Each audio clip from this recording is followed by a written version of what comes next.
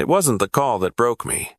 It wasn't the flashing lights or the yellow tape stretched across the front porch like a grotesque decoration. It wasn't even what the officer told me when I pulled into my own driveway at 2 in the morning, still wearing the clothes I'd packed in 15 minutes the night before. What broke me was the garden. My wife had planted those roses the summer we turned 60. Pink and white ones along the fence, just like the ones her mother used to grow back in Ohio.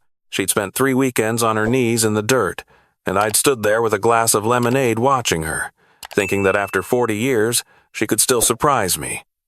That woman, that stubborn, beautiful woman, and there I was, standing in my own driveway with a detective's hand on my shoulder, staring at those roses in the dark, and thinking I never should have left. But let me back up, because none of this makes sense unless you understand what the last 2 years had been like. And honestly, even after everything, I'm still not sure I fully understand it myself. I retired at 62. After 34 years in logistics management, I turned in my badge, cleaned out my desk, and came home. That was supposed to be the good part. That was supposed to be what we'd worked toward our entire lives.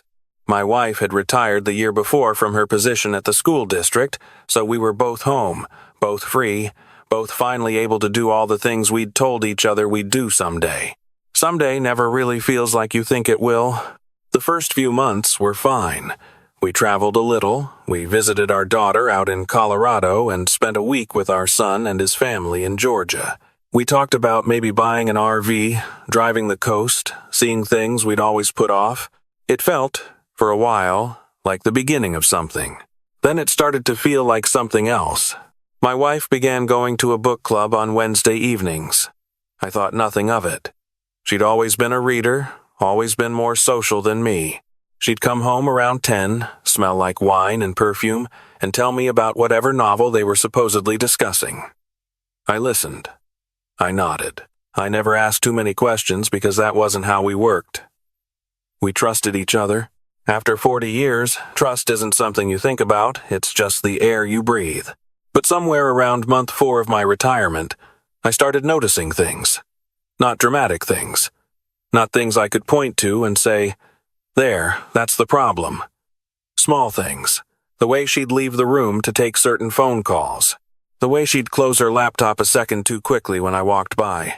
The way she laughed at her phone, sometimes a real laugh, the kind I hadn't heard directed at me in longer than I wanted to admit. I told myself I was being paranoid. I was 63 years old, freshly retired, and struggling more than I'd expected with the loss of purpose that comes when you stop being useful to the world in the way you've been useful for 3 decades. I was projecting. I was bored. I was becoming one of those suspicious old men who sees shadows everywhere. So I said nothing. We still had dinner together every night. We still watched our shows. We still slept in the same bed we'd slept in for 26 years in that house. But something had shifted. Some current beneath the surface had changed direction, and I could feel it without being able to name it, the way you can feel a storm coming before a single cloud appears in the sky. The tension peaked in November. I don't remember exactly what started it, something small, something ridiculous, the way most fights in long marriages start. I think I said something about her being on her phone too much during dinner. She said something about me being suffocating. Words were exchanged that I won't repeat. Not because they were so terrible, but because they came from a place of exhaustion rather than truth, and repeating them gives them more weight than they deserve. That night, she slept in the guest room. For a week after that, we barely spoke. Not coldly, not with anger, exactly. More like 2 people who had forgotten how to begin. We moved around each other in the house like polite strangers who happened to share a kitchen. I thought about suggesting we see someone, a counselor, one of those therapists our daughter was always recommending. I kept not doing it. Then one Thursday morning, she came downstairs while I was having coffee, sat across from me at the kitchen table, and said she needed some time to think. I asked her what that meant. She said she needed me to stay somewhere else for a little while. A week, maybe 2. She said she couldn't think clearly with both of us in the house. I sat there for a moment. I looked at her face. I looked at the coffee in my cup. I asked if this was about us, or about her. She said she didn't know yet. I didn't argue. I didn't demand an explanation. Maybe I should have. Maybe that's the thing I've turned over the most in the years since the fact that I picked up my coffee cup, rinsed it in the sink, went upstairs, and packed a bag like a man who had been trained his whole life to keep the peace. I called my son and told him I needed somewhere to stay for a few days. He lived 40 minutes away.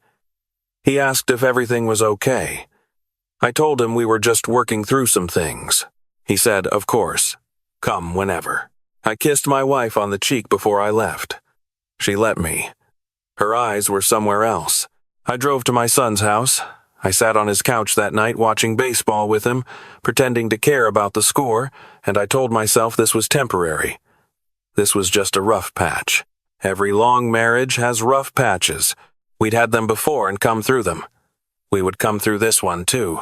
I was 63 years old, and I still believed that. It was 11:40 the next night when my phone rang. I recognized the number. It was my neighbor, the man who'd lived 3 houses down from us for the past 15 years. We weren't close friends, but we were the kind of neighbors who waved from driveways, who helped each other jumpstart cars in winter, who occasionally shared a beer on the porch on summer evenings. A good man, a steady man. Not the kind of man who called people at midnight. His voice, when I answered, didn't sound like him at all. He said my name twice before he got any other words out. He said he didn't know how to tell me this. He said he'd been standing on his porch smoking, his wife didn't let him smoke inside, and he'd heard shouting from our house about an hour ago. Then nothing. Then, 20 minutes later, the police showed up. Then, an ambulance. He said there was crime scene tape across my front door. I don't remember getting off the phone. I don't remember waking my son or telling him what happened. I remember being in the car. I remember the highway at night, the white lines, my hands on the wheel, and this feeling in my chest that I had no word for. Not quite fear, not quite dread, something older and more animal than either of those things. I pulled onto my street and saw the lights before I saw the house. 2 police cruisers, a van I would later learn belonged to the county crime scene unit. Neighbors standing on their lawns in robes and jackets, some of them with phones out, that awful modern reflex. Yellow tape from the porch railing to the mailbox post. I parked crooked at the curb and got out. An officer stopped me before I made it to the walkway. Young, calm, the practiced calm of someone trained to deal with people whose lives have just changed without warning. He asked who I was. I told him this was my house, my wife was inside, what was happening. He asked me to wait. He spoke into his radio. A few minutes later, a detective came down the walkway toward me. She was around 50, dark hair pulled back, reading glasses pushed up on her head like she'd been doing paperwork somewhere. She introduced herself, but I can't tell you her name now. I couldn't hold on to it that night. She asked me to come sit in one of the patrol cars, out of the cold. I said I wanted to know what happened to my wife. She told me my wife was alive. I felt my legs go weak in a way I'd never felt before, and hope never to feel again. The specific, flooding relief of hearing that one word alive when you had spent 40 minutes on a highway preparing yourself for the alternative. Then the detective told me the rest of it. There had been a man in the house. Not a burglar, someone my wife knew. Someone she had, it would come out over the following days, been seeing for approximately 8 months. A man she had met through a mutual acquaintance. A man in his mid-50s who had been, in the language of the police reports I would eventually read, a close personal friend. That night, there had been an argument. A serious one. Neighbors reported hearing raised voices at around 10:30. At some point during that argument, the man had produced a firearm. What happened next was something that would be examined by investigators, argued over by attorneys, and ultimately decided by a jury, but the short version, the version I was given, standing on my own street at midnight, was that my wife had taken the gun from him, and she had used it. The man was alive. He had been taken to the hospital. He was in surgery. My wife was at the police station, being interviewed. I stood there on the sidewalk in front of my house, the house I had lived in for 26 years, and I looked at those roses along the fence, barely visible in the dark, And I thought about the glass of lemonade. I thought about standing there watching her plant them and feeling lucky, feeling like a man who had gotten more than he deserved. I called my son. He'd been following in his car. He pulled up and I watched him get out and walk toward me, and I don't know what my face looked like, but he went from walking to running in about 2 strides. He grabbed my arm and asked me what happened. I told him. He stood next to me for a long time without saying anything. I hired an attorney that same night for my wife. I don't know why that was my first instinct. Maybe 40 years of partnership runs deeper than betrayal. Maybe I just couldn't let her sit in a room without someone in her corner. Maybe I'm a fool. My son didn't argue with me about it. He just drove me. The man survived the surgery. That mattered enormously, legally. My wife was charged with aggravated assault with a deadly weapon and illegal discharge of a firearm. Not attempted murder, the firearm evidence and her account of what happened, corroborated by the bruising on her arms and the position of the furniture in the room, supported a self-defense argument. The prosecutor didn't fully buy it, but a jury would ultimately see it differently. I didn't attend the trial. My son and daughter did. I stayed home. In the weeks between the night on my street and the beginning of court proceedings, my wife and I had exactly 3 conversations. The first was through the glass at the county jail, with a phone handset, the way you see in movies and assume is a thing that only happens to other kinds of people. She looked smaller than I had ever seen her look. She apologized. I said, I know. We sat in silence for a while. Neither of us could figure out what else to say. The second conversation was a letter she wrote me, 4 pages in her handwriting. I've read it many times.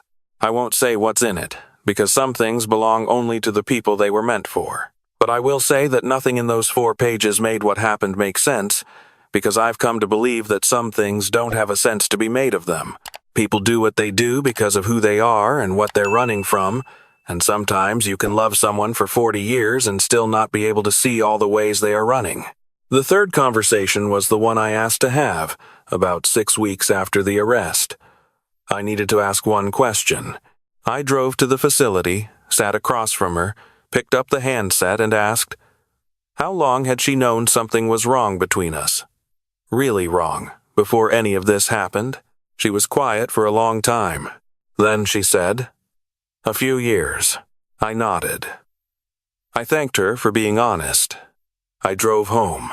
I have thought about her answer many times since then.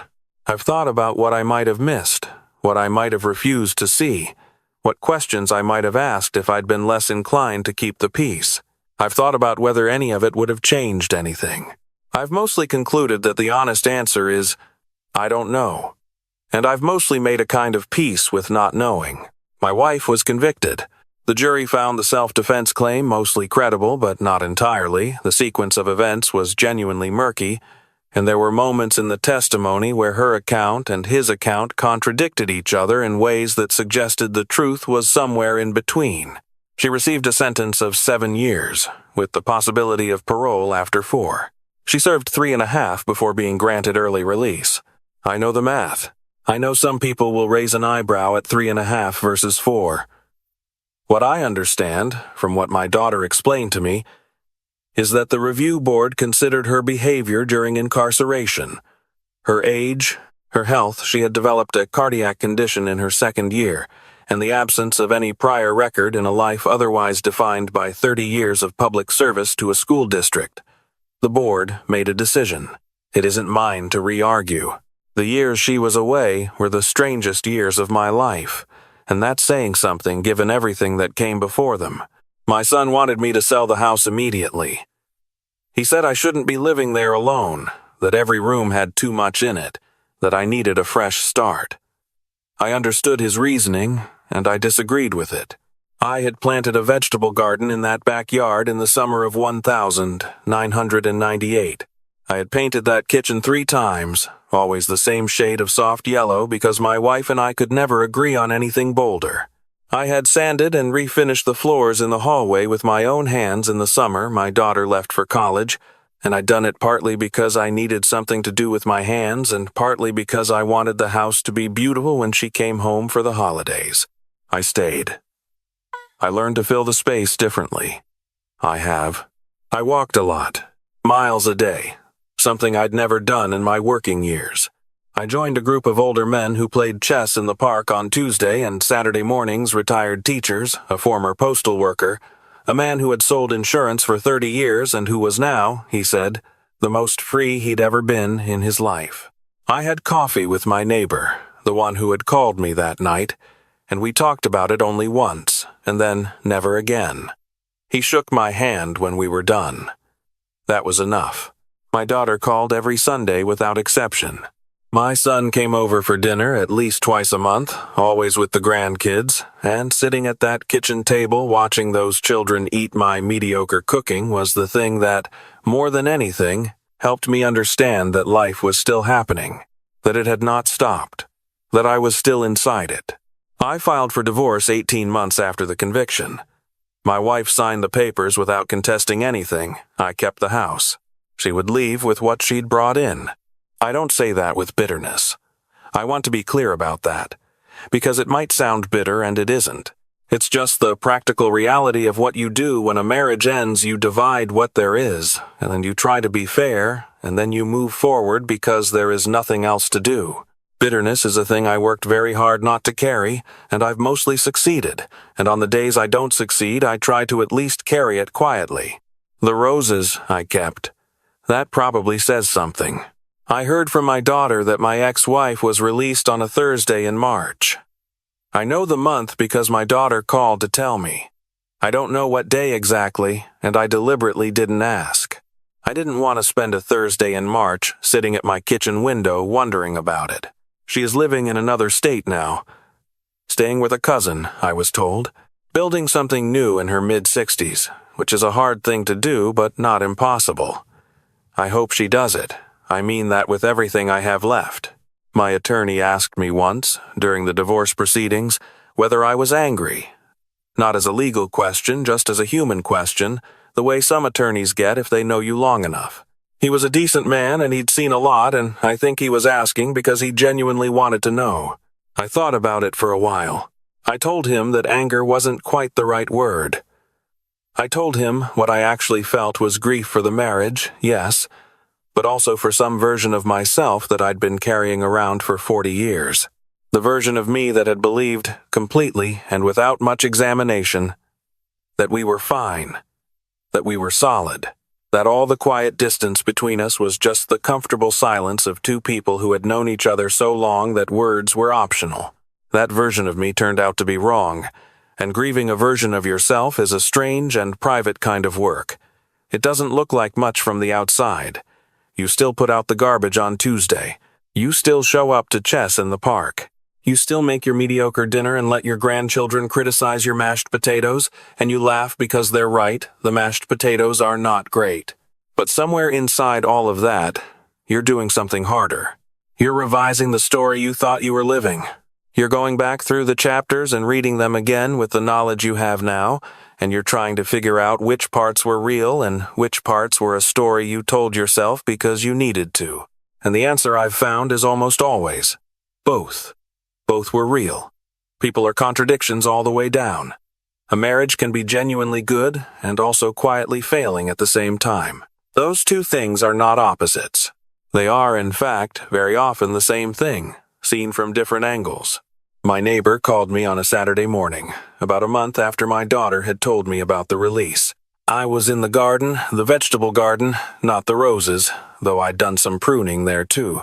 He called me over the fence and handed me a cup of coffee, and we stood there in the early spring light, and he said he'd heard she was out. He didn't ask how I felt about it. He just said, "You doing all right?" I thought about it. I looked at the garden, at the new green coming up through the soil, at the sky, at the ordinary Saturday morning going on around us. I said, "Yeah, I think I am." He nodded. He took a sip of his coffee. He said, "That was good." I've thought a lot about what I'd say to my younger self if I could. The man in his 30s, with his whole life still being made, with a wife and 2 kids and a mortgage and a career and all the accumulated certainty that you build up around yourself like insulation against the cold, I think I'd tell him to ask better questions. Not to be suspicious, suspicion is its own kind of damage, but to be curious. To ask his wife not just how her day was, but how she was. To notice the moments when she went quiet and ask what was in the quiet. To understand that keeping the peace is not the same thing as having peace, and that all the small avoidances have a way of adding up to something neither of you planned for. I don't know that any of it would have changed the outcome. Maybe not. People make their choices in the dark of their own hearts, and no amount of attention from someone who loves them can fully reach that place. But I think I would have had fewer regrets. I think I would have been able to look back and say, I tried to know her. I really tried. Really tried. I try to know my grandchildren now. In a way I never quite managed with my own kids, because I was always working, always somewhere else in my head. I sit with them. I ask them the real questions. I listen to the answers even when the answers are about video games or music I don't understand. I think that's the thing about living long enough to see your mistakes clearly. You start to understand that the only real redemption available to you is what you do next, not what you feel about what happened. What you actually do. With the time you have left. It's been 4 years since that night on my street. 4 years since I stood in the dark looking at those roses and hearing the word alive and feeling my legs go soft beneath me. I still live in the house. I'm 67 now. The vegetable garden has gotten better every year. The roses are still there along the fence, a little bigger than before, growing in directions she didn't plan for, which is just what roses do. My son asked me recently if I'd ever think about dating again. He asked it carefully, the way you ask an old person about something they might be touchy about. I told him I didn't know. I told him I wasn't closed to it, but that I was also in no particular hurry, because I'd learned something in the last 4 years that I wished I'd learned earlier, that being alone and being lonely are not the same thing, and that there's a version of solitude that is actually a kind of richness, a kind of full presence with your own life, that you can't get any other way. He nodded like he understood, though I suspect you have to earn that understanding the hard way to really have it. My ex-wife sent a card last Christmas.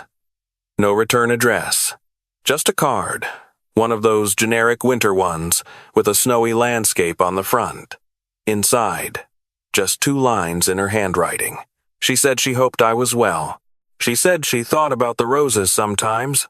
I put the card on the kitchen table and looked at it for a long time. Then I put it away in the drawer with the other things I'm keeping. I don't know what the right ending to this story is. I've looked for one. I've turned it over and looked at it from every direction. Sometimes I think the right ending is forgiveness, the complete and final kind, the kind that frees you entirely. I'm not sure I'm there yet. I'm not sure anyone gets all the way there, if they're being honest. But I think I'm close to something adjacent to forgiveness, which is understanding. Understanding that she was a person who got lost. That I was a person who didn't look carefully enough. That we built something together for 40 years that was real and valuable and flawed in ways that eventually proved to be too large, and that all of those things can be true simultaneously without canceling each other out. I'm 67 years old. I drink my coffee on the back porch most mornings when the weather allows. I go to chess on Tuesdays and Saturdays. I call my daughter on Sundays. I let my grandchildren criticize my mashed potatoes. And every spring, when the roses along the fence start to come back, I go out and I prune them, carefully, the way she showed me. That's the closest thing to an ending I've got, and I think, for now, it's enough.